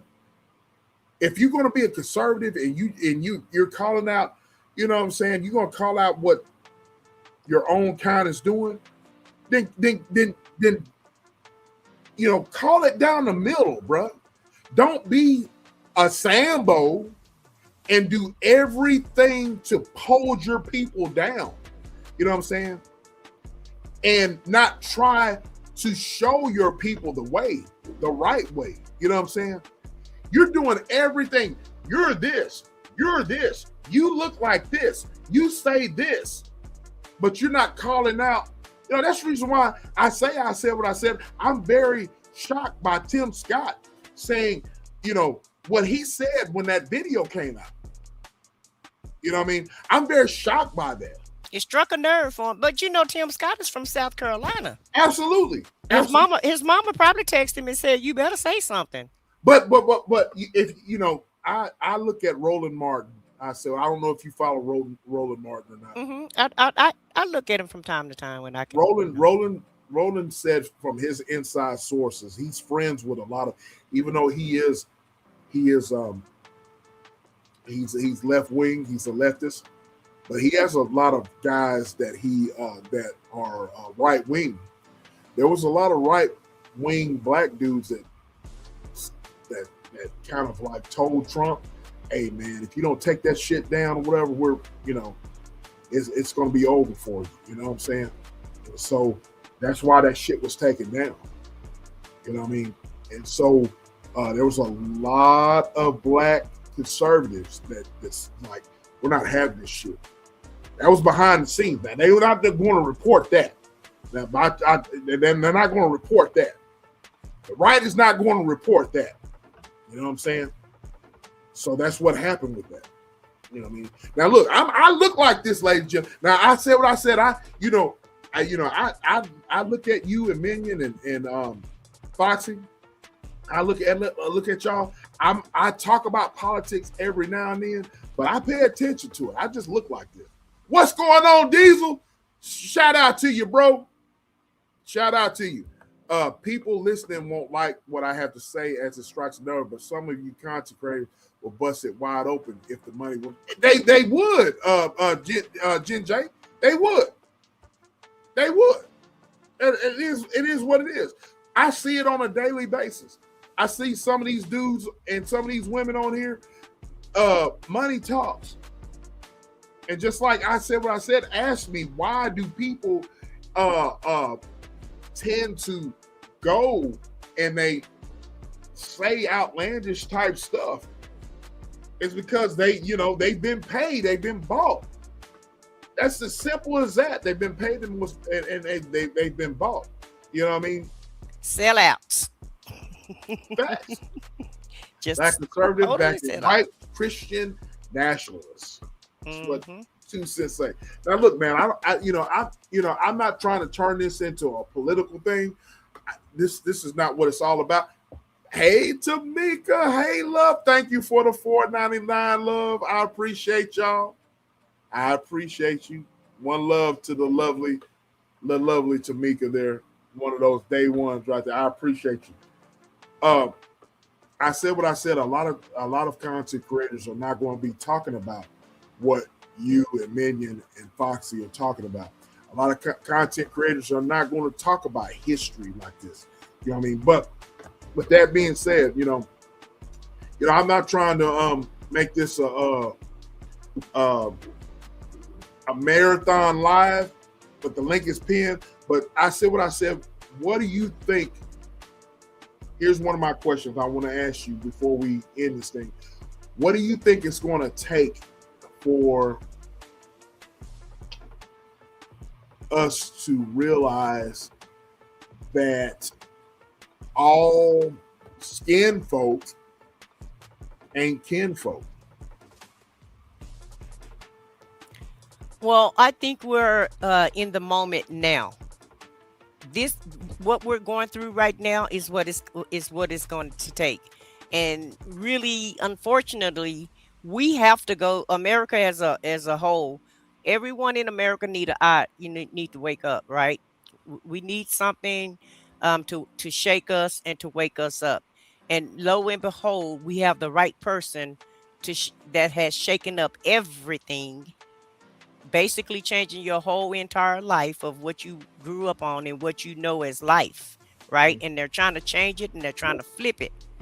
And so that don't just hold true for us as a whole, as far as a Black culture. It's gonna hold true for us as Americans. Okay. So I feel like once we get out of this situation that we're in, if we can get out of it, if it's not too late, because people don't really even understand we're halfway at a dictatorship at this point. Right. And so I feel like it's a lot of people have to go through a lot of pain and a lot of loss. And I'm not talking about your pockets, I'm talking about your rights. Okay. So when a lot of that stuff is stripped down, then that's when everybody going, it's like everything else. They're gonna, it's like your Cowboys. They try to wait till the end. Sometimes they wait all the way down to the last second to try to win the game. Well, that's how America is. Shout out to those Cowboys. But but that's what it's gonna take. It's gonna take people losing their rights, their money, their livelihood. It's like being on drugs. When you hit rock bottom, then a lot of times that's when you wake up, and that's what it's gonna take to wake people the hell up. He said, I was with you until then. I said,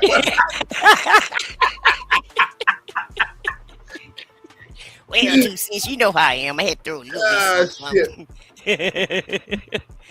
I was just trying to make the story relate to you, so you can relate to the story. That's all. I'm just over here truth telling. the truth, part of the truth telling squad is there. He said that 8 picture should have opened up a lot of eyes, but yeah, and the jobs in the healthcare, they've downgraded professions. That's how far this crap is going. You're no longer RN is not a profession anymore. Remember, only a psychiatrist have more weight than a damn doctor do now. And RNs in some instances. I don't have the list right now, but they kind of rerouting the professions. So that's gonna hit the middle class. And so that's what's going to wake everybody up, because not just the lower class losing their jobs, the middle class is losing their jobs also. And the cost of living is going up and up and up. So it's going to be a lot of homeless people, a lot of hungry people, a lot of people that's in despair and that's desolate. And that's what it's going to take for everybody to wake the hell up, unfortunately. I like what bro said. It's about self and how I can benefit from it. You know what I mean? Foxy says some parts of Eastern North Carolina, they still greet Blacks as boy or girl or gal. That's crazy, man. And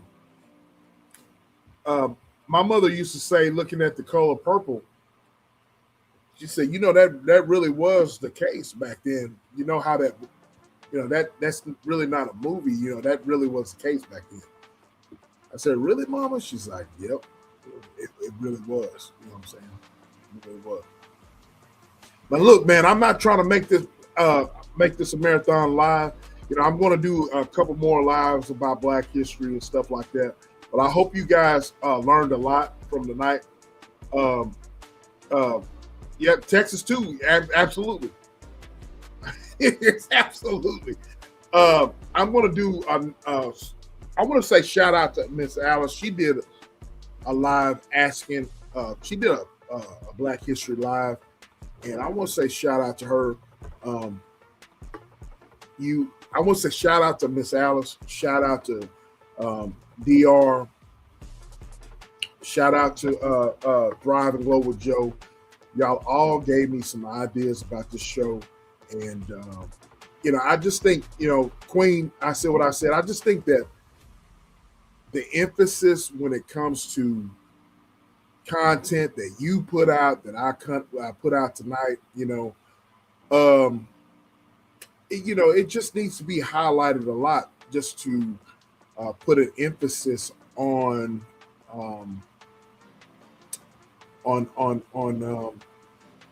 Black history, on real content. You know what I'm saying? Oh, my peer,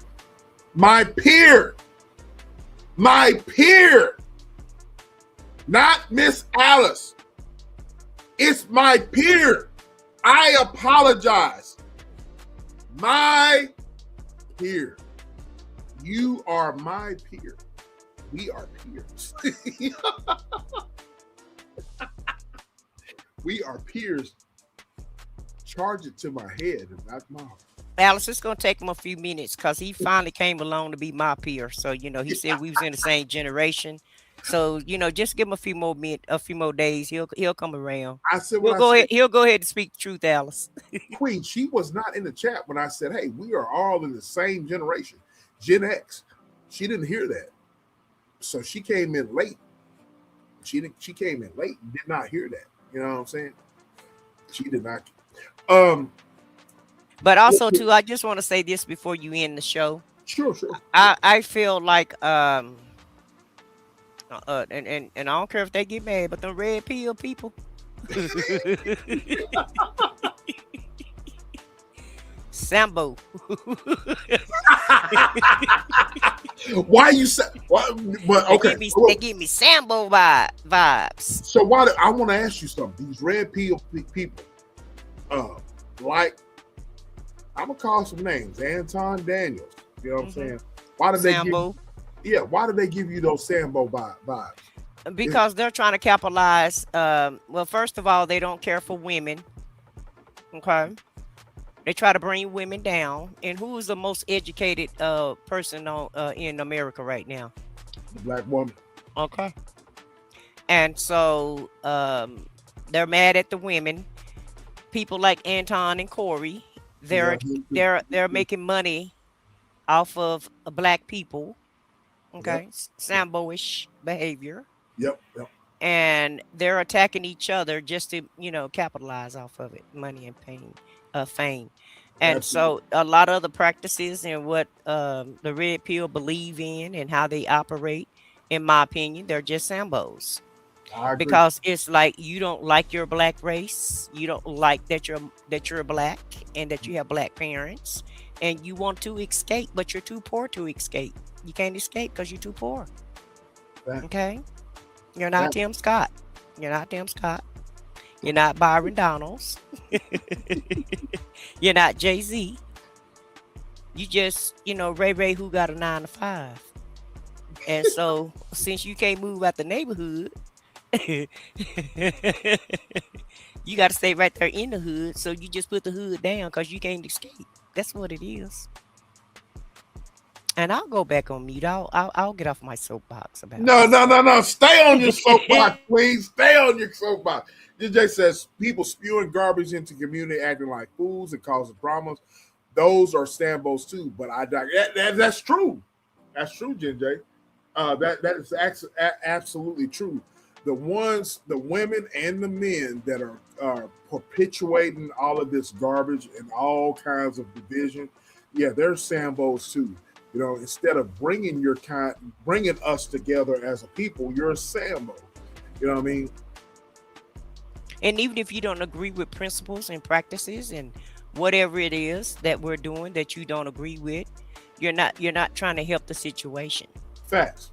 You're just talking about it, but you're not doing anything about it.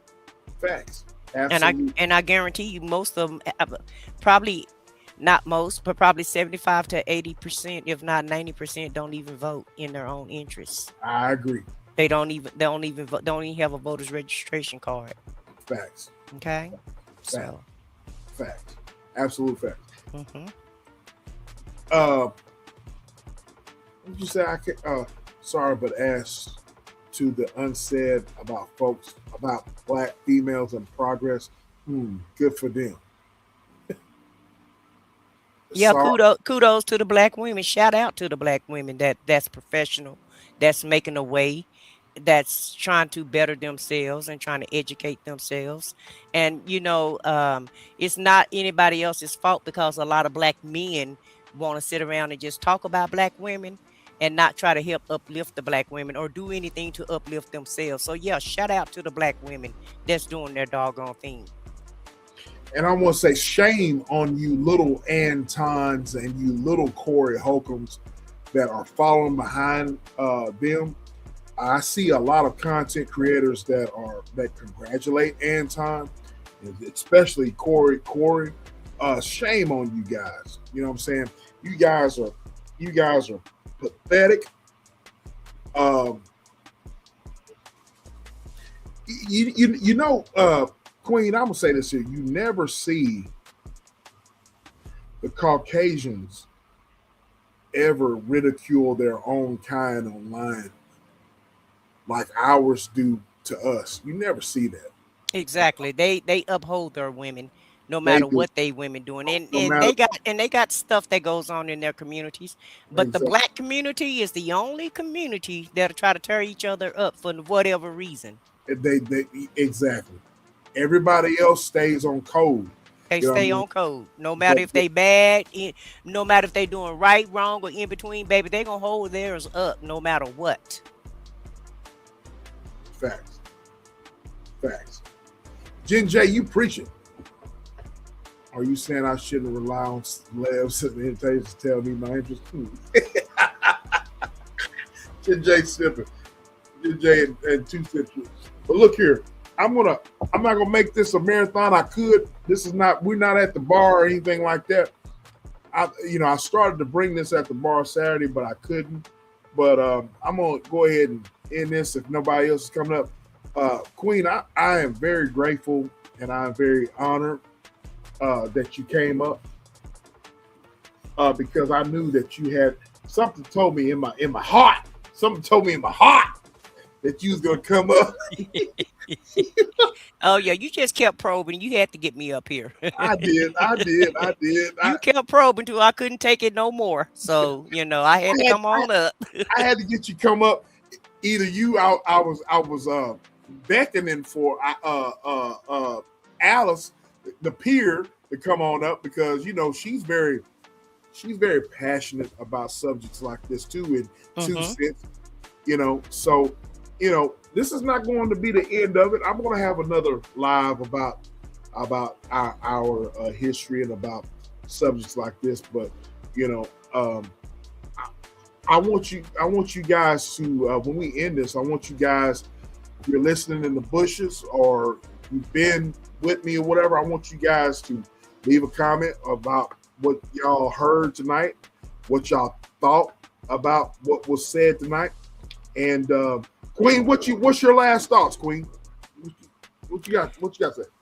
My last thought is that everybody can come together, put aside their differences, because that's all it is differences. We're all trying to get to the same path. We just all have different opinions and ways on how to get there. But do what you can to try to uplift yourself, your family. Like you said, try to teach your family whatever black history that make sure you try to you know let that go down to generate, pass it down to the different generations, as many as you can. Because I feel like a lot of times our community get lost because we get lost in the sauce because we just don't know. And some of us don't have the initiative to go find out either. And so the more time goes by, the more information come, closer to you. It's very easily to get. You don't even have to trot to the library anymore. You can just look online, any social media site that you're on. Somebody got something about Black history. So just learn your history.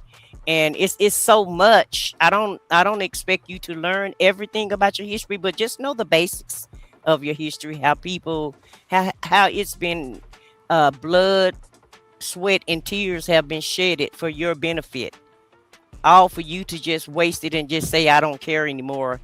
50 years later, just 50 years later, 50 years ago, you couldn't even go to the voting booth and cast your vote in peace.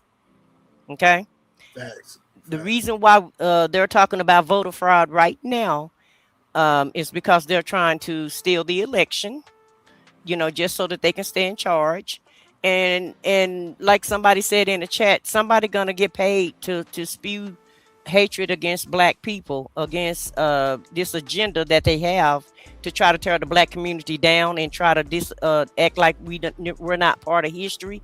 When, like I said, black American history is black history. So just know your history, period. Whether it's the American history or the black history, you start reading about American history, black history going to intertwine with that anyway. It's going to come into play. So either history you read, you're still going to learn about your history. And I'm so proud of you, SBK, for bringing this show tonight. I tried to keep it as professional as I could, not be as biased and as raw as I am on my channel, because it's not my platform. So I tried to be nice. I hope I did a good job of it. Be wrong. Be wrong. Well, I don't want to be too raw. I really don't. I don't want to be too raw, because we do that over there. But I just want everybody to know the importance of what's really going on, and wake the hell up and stop being so selfish and just worrying about self. Let's just take care of each other. Absolutely. Absolutely. And pass the collection plate around when I leave, okay? Because I just spoke a word there. And want somebody, please say amen. Amen. Amen. Amen. And I am out. He's out, ladies and gentlemen. He's out. Oh my God. Lord. Look, I want to say this here before I end this thing. This live is not about division. This is not about politics. This is all about knowing where you are right now and doing research of where we've been as a people, as a country, as whatever. You know what I'm saying? This is what it's all about. You want to talk about thought-provoking content, then just talk about thought-provoking content. You know, what I've presented to you today is thought-provoking content. All right. And so you'll never know what your future is going to be unless you know where you've came from. Point blank, period. All right. And this is not about division. This is not about politics. This is about pure history. You know, the title says it for itself. Coon, Mammy, Uncle Tom, where the labels come from. I've showed you where the labels come from. I have showed you in real time how you and I, everybody in the chat, you're around my age, or you're a little bit older, or just a little bit younger. You know what I mean? Everybody here, you're Gen X just about. And you know where you come from. You've seen all of the racial connotations, all right? So this is what it's all about. You know what I'm saying? We've got to have subjects like this to reinforce and to remind us of what our ancestors have gone through.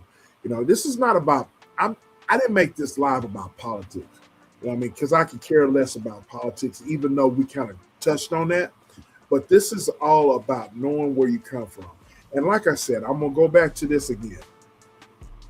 You know, I originally made this live to go Saturday, but I took the time and rescheduled to do it today because it's a simple fact of, you know, I was with my family. We were celebrating the life of my uncle. And I took that time to celebrate his life, but also I used that time to use it for tonight because I learned so much from my own people, from my ancestry, you know what I'm saying, and where I came from, and how proud my family is, where my family came from. They went through all of that. They went through all of the Jim Crow. They went through all of the civil rights situations, the Jim Crow situations. And, you know, my family came out strong.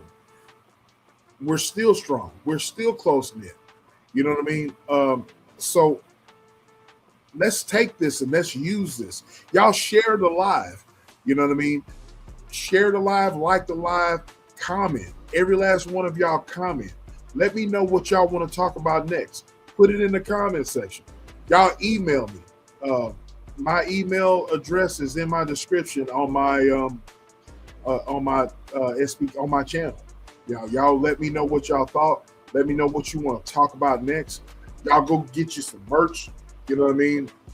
I want to thank everyone that's donated to me, all my members, all of my subscribers. Thank y'all. I love y'all. I'm proud of y'all. You know what I mean? Let's show these Mickey Fickies, man, that we can talk about some things, and we can talk about things and come together and show these Mickey Fickies on YouTube. You know what I mean? That, hey, it's that SBK channel over there. They're talking about some real content. You know what I'm saying? Y'all go, you know, let's do this. You know what I'm saying?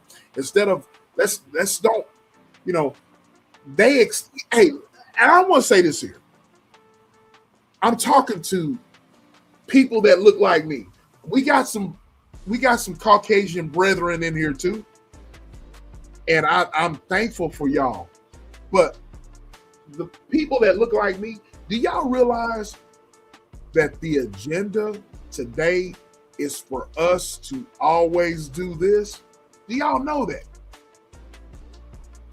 They don't want us to have channels like this to talk.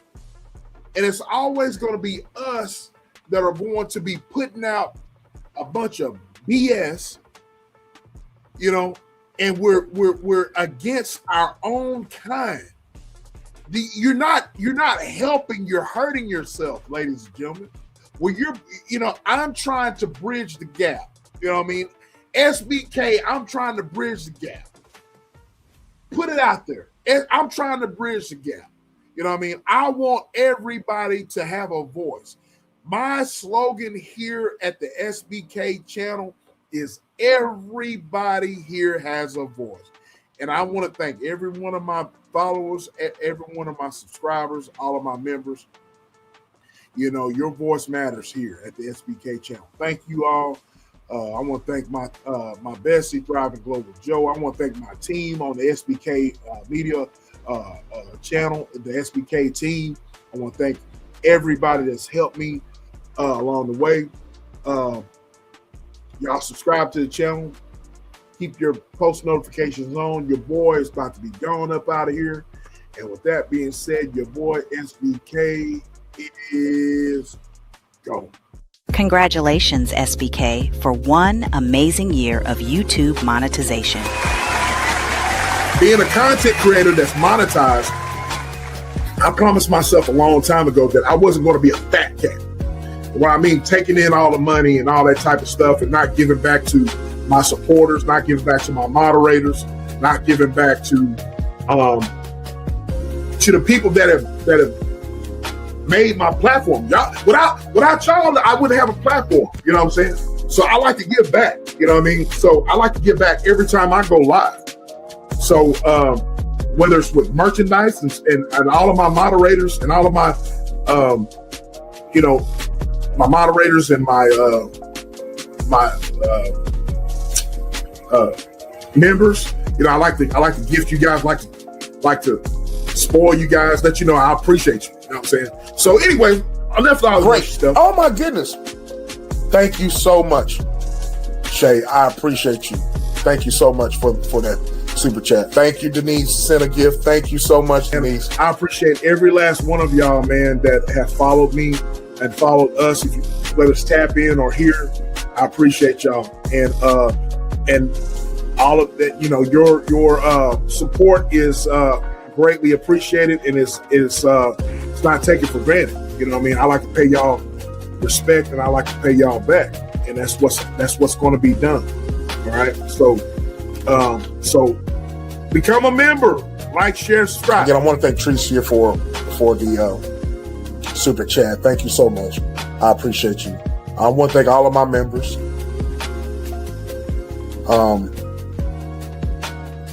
All of my members and all of my subscribers, man. I thank all of y'all. Thank you, Shanice, for the $5 super chat.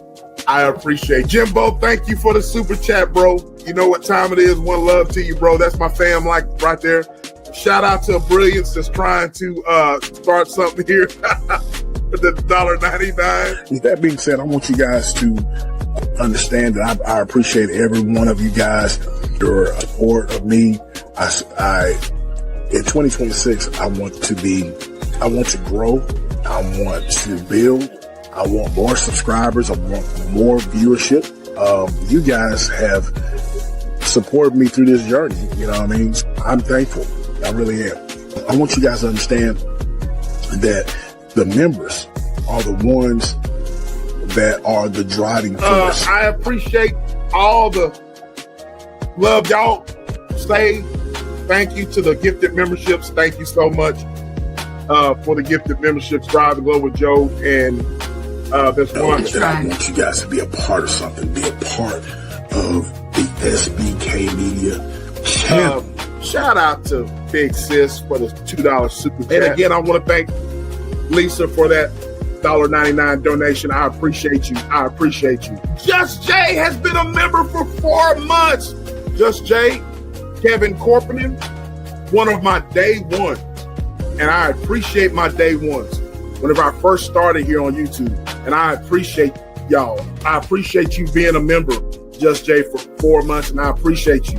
Thank you, love. You know what? Shout out to Thrive and Glow with Joe with the $2 super chat. I want to say thank you, Santa, for the super chat. Thank you so much for the super chat. Thank Green for Whiskey for the super chat. For the gifted membership. Thank you so much. I appreciate it. I appreciate every last one of you guys coming through, man. Y'all showed up and showed out. I appreciate y'all, man. And I appreciate everything, donations, super chat. Here on YouTube, I appreciate all the folks that I've met on here. And I've bonded with y'all, all my supporters. I love y'all. I appreciate y'all. I really do from the bottom of my heart. A lot of content creators, they